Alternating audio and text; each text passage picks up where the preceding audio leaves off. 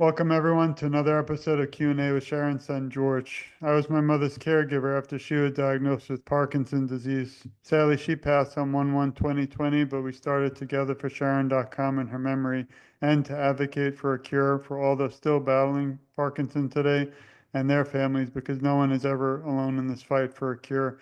Today's guest is somebody we're trying something new.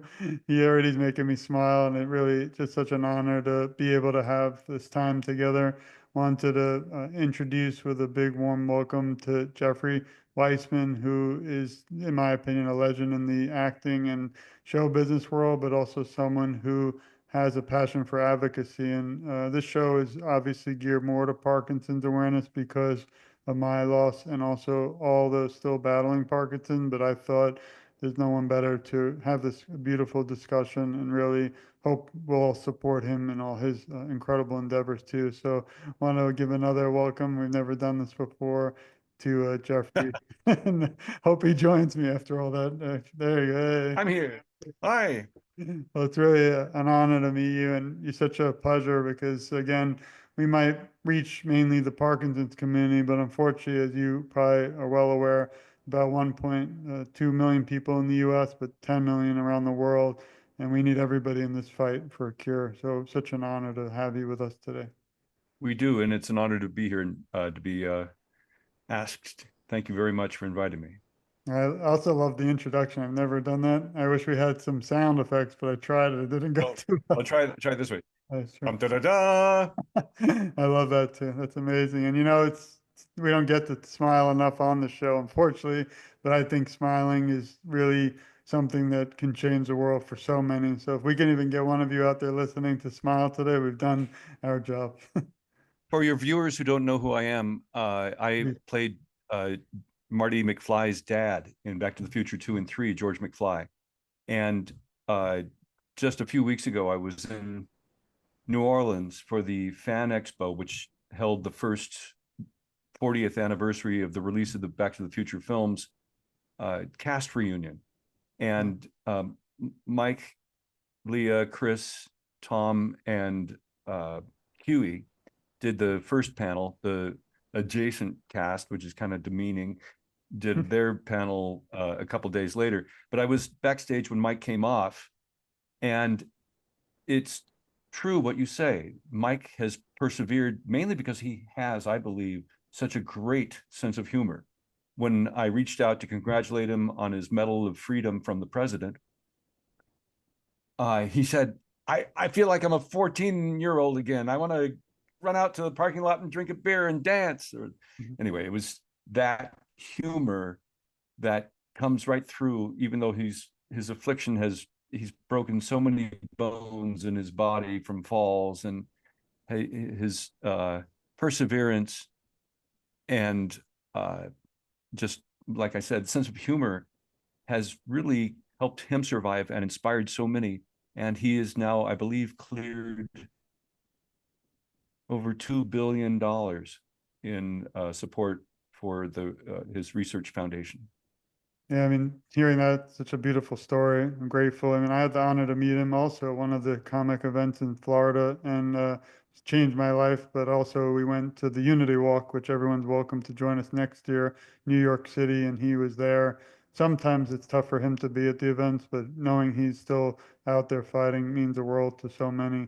I wanted to come back to him later, maybe, I hope, but I want to talk a little bit again about you because you, again, inspire me. Maybe you could tell us a little bit, how did you get into acting? It's not everyone who can share a stage with Mr. Fox or really just a lot of the things you do, because our show, of course, is around Parkinson, but I also hope everyone out there will support all the other things you do, because I really admire you and appreciate your time and joining me today. It was interesting. Before the show, I was thinking back, when did I start doing charity work? And it's about the same time I started taking acting kind of seriously. So 53 years ago, Oh. I started making films in junior high school with friends of mine, and then started going on the stage in about seventh grade. So it's been more than 53 or 55 years ago now.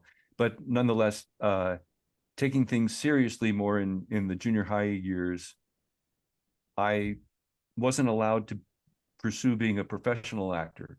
Since I've known, since I can remember, I've always wanted to act, but my parents didn't want me going into acting. They knew actors from private clubs that they either owned or managed, and they saw actors often complaining about how hard it was, how hard it is.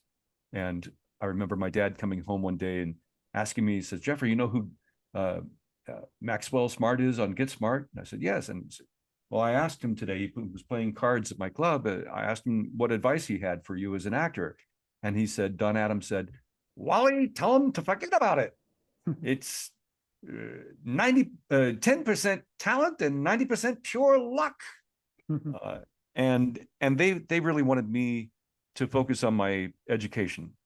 And when I got out of high school, I finally, pursued it. I immediately got my foot in the door on some major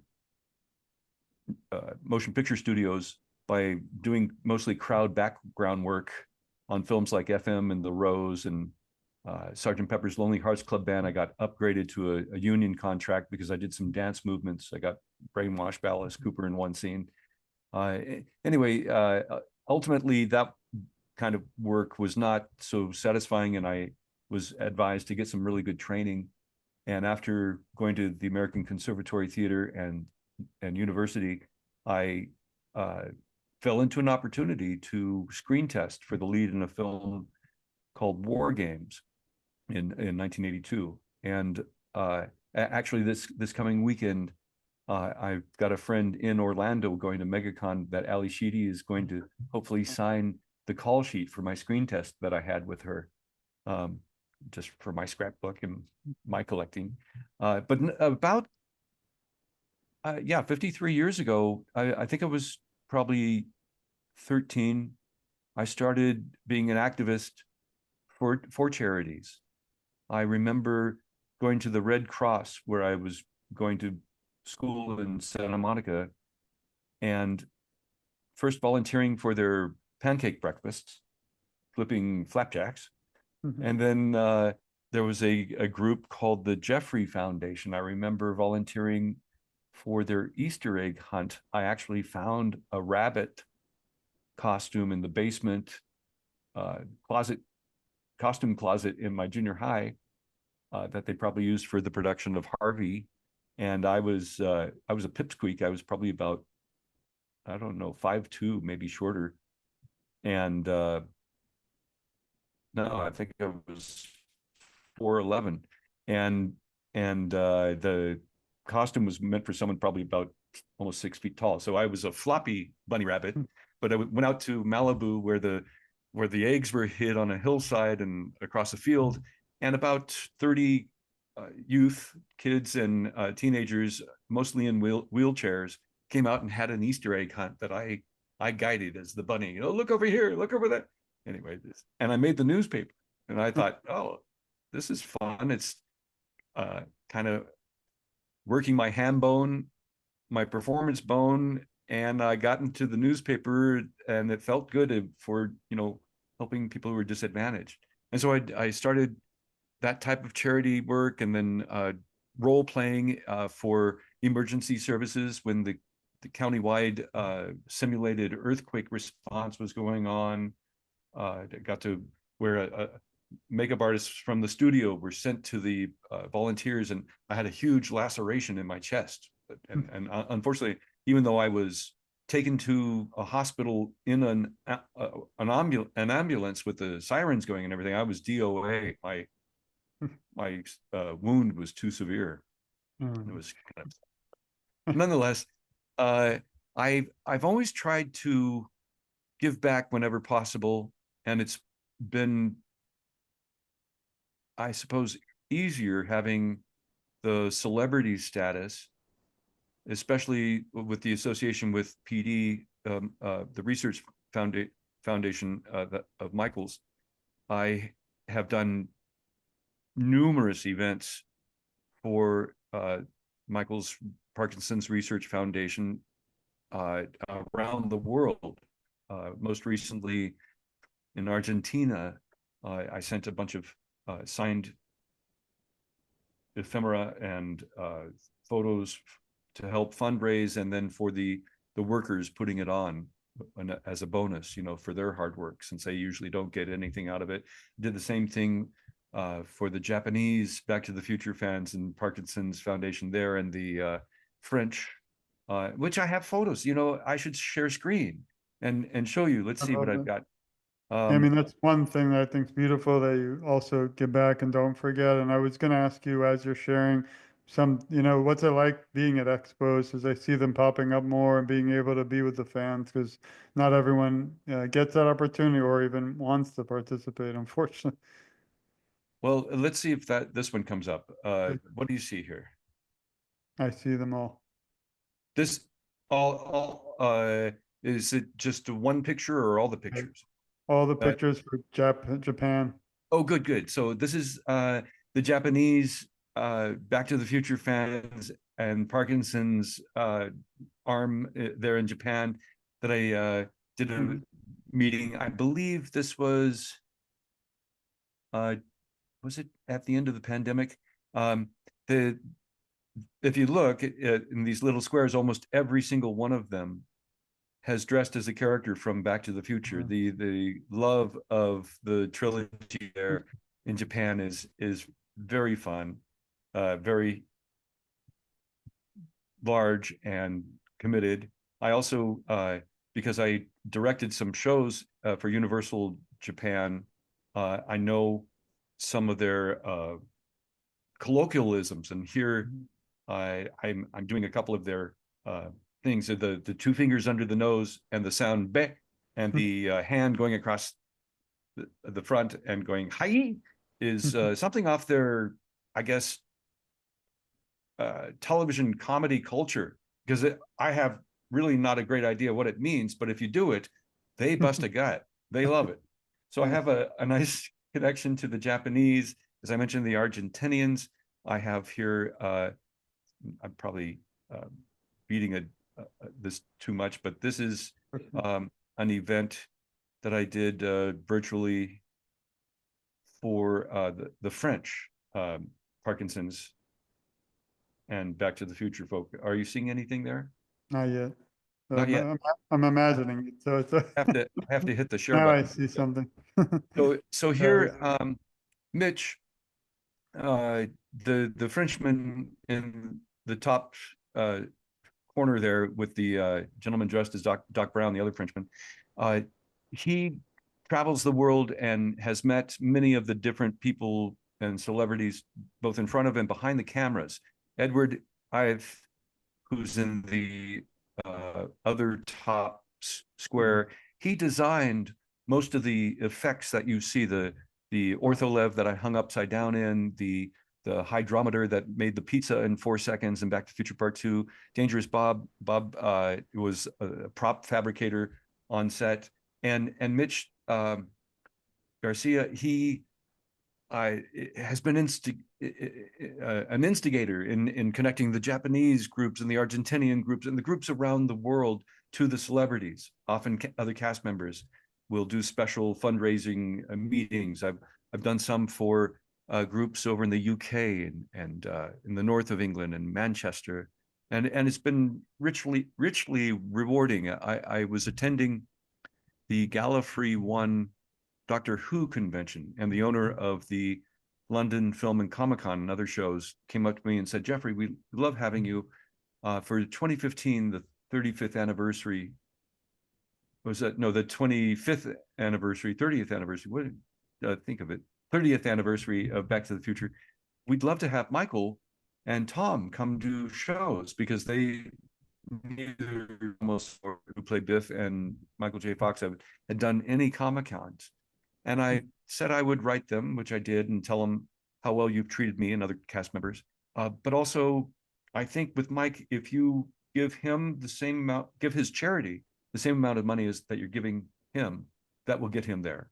And it worked. And while we were there, a replica of the Gibson SG, the red guitar that he plays Johnny B. Good on in the film, we all signed it, and it went off to auction for several $1,000s, which also went to the charity. So It was really a nice win-win. And Michael hasn't turned back. He's been doing the conventions, the fan con since.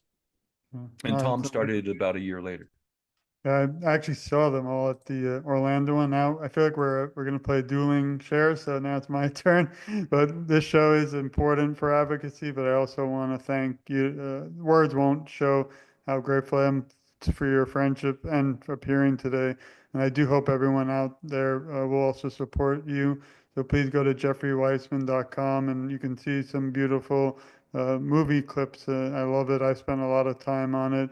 And also, it's just an incredible, your reach and how many other things you did besides just Back to the Future, although we could speak 20, 30 hours just on that one. I also wanted to direct everyone to, I also have a shop page. There's a shop page on my website. If someone wants to get an autographed picture, either for fundraising or for your personal collection or the Back to the Future fan in your family, or from my other projects, Twilight Zone or Pale Rider, Saved by the Bell. I was Screech's guru, the High Geek.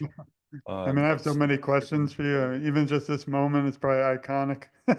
Maybe you could, I mean, I don't want to get to this yet because let me just share the other amazing things. We'll come back, but this is also your Instagram, how we met. I love seeing you in some of the roles and literally in the costumes. And as you mentioned, a lot of the expos. And here's a picture of you. And I love this one with Mr. Fox.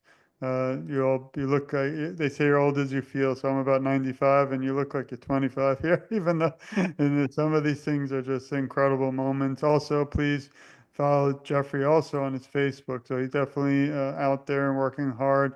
I see your friend of German. He's a friend of mine too. He's out there. He's a big Back to the Future fan and supporter, and also some of the work you've done with different big events. But maybe we can now shift a little about, just the whole experience of Back to the Future. As you know, it's kind of not just a movie, not just legendary, but it's changed so many lives around the world in every language and things. Unfortunately, I'm a big fan, but the most recent experience is I had my fourth back surgery and they had a Back to the Future marathon. So I actually was happy in a way because I got to see you all day and night. But it was one of those odder experiences. You probably didn't hear a story like that before, but what was it like to film that? And I bet when you were doing it, all of you at that moment could never dream, even today, it'll be probably one of the most popular in the world. We unfortunately were trying to get, I'm from New York, I'm in Florida. We wanted to see it on Broadway. We just missed it. And also we had the honor, if everyone has time to go to togetherforsharon.com, I don't have it up, but Miss Thompson provided a message for our website on awareness, and Mr. Fox I met. We'd love to have Mr. Christopher Lloyd, but it's been tough to reach him. But you're the dad here and mentor, so it's just a beautiful time to talk. But what was it like? Not just this moment, but the whole experience. It was hard work. If you want to stop your share on your side, I'll share on Please, my side. that would be Uh, great. it's the scene example in the kitchen of Remember? 2015. Uh, a lot of people say, "Were you really hung upside down? That was a special effect." Well, yes, I was really hung upside down for the better part of 2 weeks to get outside the front door, through the living room, all the business there, through the television den area, and then through the kitchen. And because Mike was finishing the last season of Family Ties during the day and during Monday through Friday, we had him mostly evenings and weekends. And because of that, we would often work straight through as long as we could stand it, or stand up, or in my case, hang upside down. And often we had less than 8 hours before our next call where we had to be back in the makeup chair. So the makeup application for any of my makeups generally was 4 hours long, and another hour to take off at the end of a shoot day. Some of the kitchen scenes where Mike has to play Marty Jr. and Marlene, my granddaughter, because those makeup changes also took generally 2 to 3 hours for him or her. And then we had to be very precise in our movements because the film was actually being spliced inside the camera to facilitate Mike playing all three roles. So it was very complicated, very difficult. And my hours, I remember that week in particular, I had a 19, a 21, and a 26-hour long day on my time card, my timesheet. And there's some fun things that took place on set, but it was also very hard work. I got to example, you know how the fruit came down from the ceiling? Fruit, please. There was a bit that was cut where Lorraine asks Marlene to give Granddad a piece of fruit, and even though it was funny, I ate the banana upside down, and the peel kept slapping me in the face.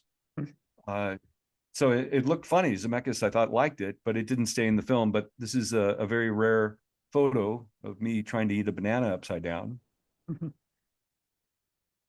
It's a special thing that not many people get to see.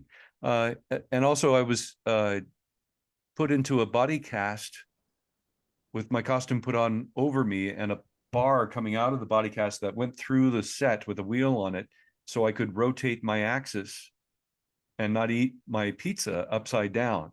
And that didn't stay in the film either. It's in the bonus material, though. If you go to bonus material on your DVD or on YouTube and put in pizza deleted scene, you'll get to see that. And I did my Crispin Glover tribute by when I did my golf swing and went for, you know, because I actually had done a film with Crispin and was friendly with him. And when it came out that they didn't pay him, he didn't have an arrangement for the use of his life mask in my makeups, I helped him win his case with photos and stories from my work.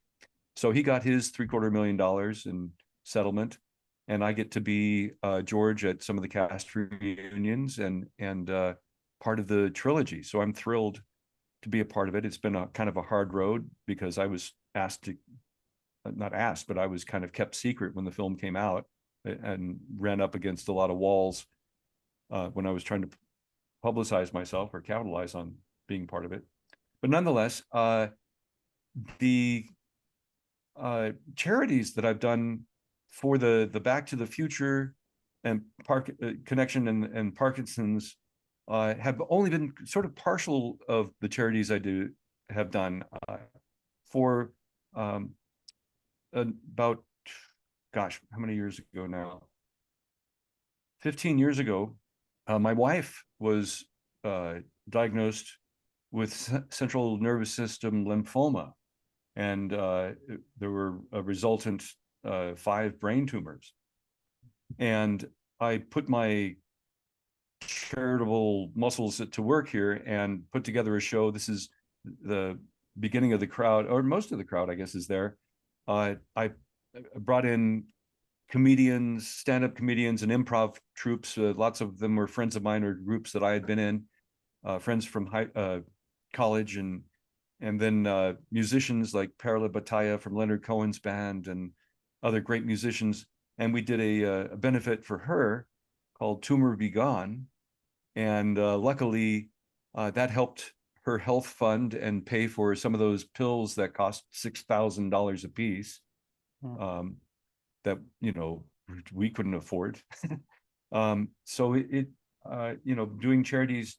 One of the benefits I worked, if you went to Universal Studios in Hollywood between 1987 and 2001, you may have had a photo with me because I played Stanley Laurel of Laurel and Hardy, Charlie Chaplin, and Groucho Marx in the park.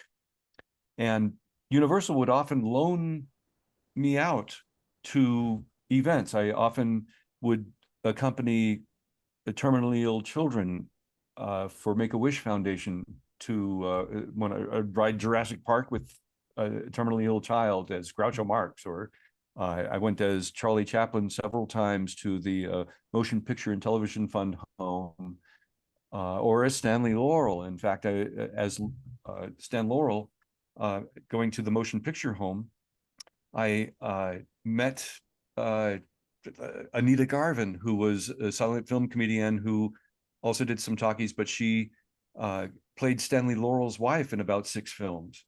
I also met the boss himself, Hal Roach. As you can see in this photo, it was during Mr. Roach's centennial. And so these were charity events. Sorry? I see it now. That's beautiful. So I do these events for the motion picture fund. I also, playing Groucho, did it for City of Hope, a fundraiser at the Beverly Hilton Hotel, and with my Marx Brothers team. And Bill Marx, Harpo's son and Zeppo's grandson, performed with us in the same show. And then Robert Marx, Groucho's nephew, was, I guess, the VIP with his wife Gilda. And he told me, this really helped my ego, my head swell. He said, "You're the best Groucho I've ever seen," which I just, like, to get that from a family member of the Marx Brothers was huge. And I remember I was running a high temperature at that night, but nonetheless. So I try to do charity. I've been the mascot for a few events for the Heart Association. I've been a celebrity guest for the Celebration car show in Orlando with Christopher Lloyd. It's been exciting and wonderful and fulfilling for me to when I can. And one of my favorite events is a celebration of Back to the Future Part 3 that we've done up in the Gold Country where I live now, for Team Fox. And here's a group of the participants and attendees from around the world. And when I say around the world, we've literally had 80 people come from Russia and, of course, France and Germany and Denmark and all over the States and South America to be a part of it, where they get to cosplay, role play Back to the Future 3, and the proceeds go to Team Fox. It's amazing. And I do want to stop for a moment. Thank you also, but send our love and support to your wife and dedicate today for her too, because we not just fight for Parkinson, but obviously all illnesses and diseases, and we hope to have a cure. And we send a virtual hug to her too. Thank you. She's doing okay. The chemo, it didn't kill her, but it got rid of the cancer. But there's a lot of necrosis and pain, and it's been a hard road. I'd love to share. This is Harpo's son, Bill Marx, doing Harpo's famous Googie with me. That's beautiful. What was it like, since we'll go back to the future with your role? What was it like working with Mr. Fox on the show? And then maybe we could shift a little to any current projects you might be working on. Sure. It was, what can I say? Work. It was, stay focused, stay on task. I love being a part of the creative process. And Zemeckis gave me a little bit of leeway. They took a lot of the lines. I came in at the 11th hour. They were hoping to get Crispin back on board to reprise the role, but he was holding out for $1 million. And I think script approval.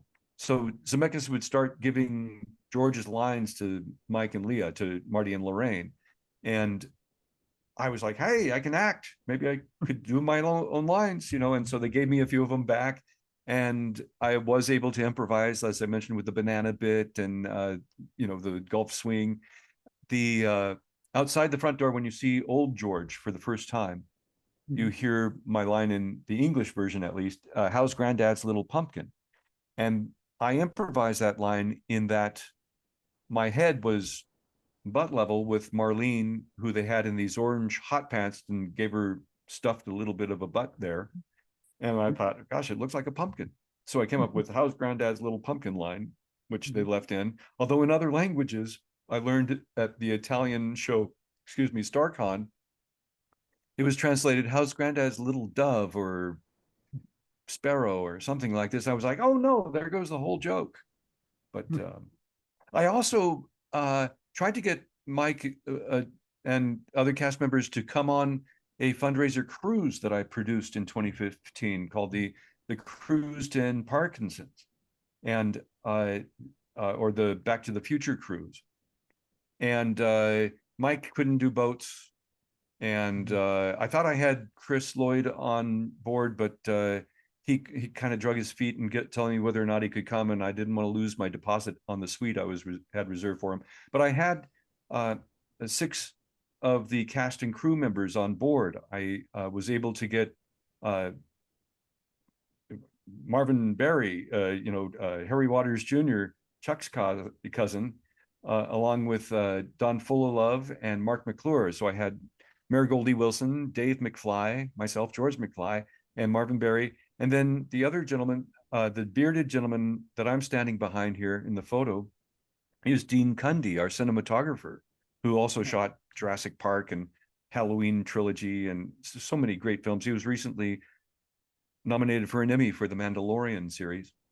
Next to him is Kevin Pike, who was on the special effects team, and next to Harry in the front row is Andrew Probert, who was also on the design team for the DeLorean Time Machine, among other wonderful shows. He was also the designer of the spaceships for the first Star Trek movie. So we had about 50 Back to the Future fans come on this cruise, and we did an Enchantment Under the Sea dance on our final night on board, and we raised, I think, about $10,000 to $12,000 for Parkinson's after paying all the expenses and everything. So it was really a unforgettable time. We had, once again, guests from Brazil and Russia, these fans who just had the thrills of their life. And we hope to, revisit it, maybe do a cruise again. Why do you think Back to the Future has had such a, yeah, we'll promote it anytime you need any events, we'll be love to help. But why do you think Back to the Future has impacted so many people around the world and so close to their hearts that it just continues to, be popular for every generation to generation? I always joke and say a lot of the things that they portrayed are coming true today. So it's kind of they might need another episode, another movie very soon. And Well, unfortunately, the internet. the musical is sort of like the reimagination of the first film, and it's a lot of fun. And it's touring now. It just closed on Broadway. I got to see it in London a few years I ago. hope it comes to Florida. We'll be there. Oh, undoubtedly it will. And the film, the trilogy, has captured, of course, everyone's imagination, because everyone wonders about time travel. Everyone wants to go back and see what their parents are like as kids or when they were young. And the adventure through time, of course, captures the imagination, and the relationship, the chemistry between Mike and Chris as Doc and Marty, and then Leah tears it up as Lorraine, as this oversexed young, adolescent girl who's got a boy as her captive in her bedroom, and the uncomfortableness of the way Mike played the comedy is just magnificent. And luckily, I think Eric Stoltz is a fine actor, but it would have been a much more serious toned film. And Chris Lloyd had passed on playing Doc at first. I think they were looking at Jeff Goldblum being Doc, until Chris his girlfriend had actually pulled the script out of the garbage. And a month after getting no work or two, Chris said, "What do I do?" And she gave him that script. And so they came back to their first choices, which were excellent choices, of course. And the chemistry transcends any, oh gosh, an older man and a younger man having a close relationship like that. That's not cool. That's not there. You don't even get a chance to impose that nasty, when the film goes to a nasty place, the alternate 85 in part 2, you're really rooting for these characters. You've invested in one film already and half of the second film, and you're really rooting for it. So when the payoff, when Biff has his comeuppance, is really remarkable. And that's why, I pinch myself. I'm an important part of one of the top 10 trilogies of all time of Hollywood so far. And for me, that's very special, and I cherish it.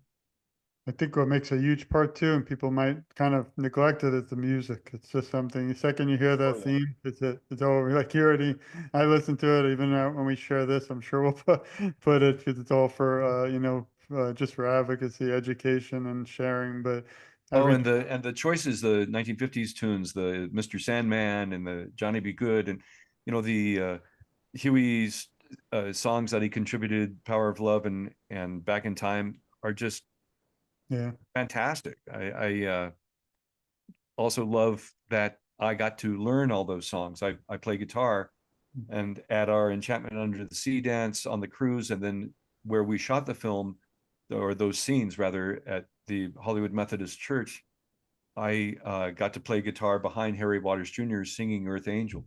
That's been a thrill. that's amazing.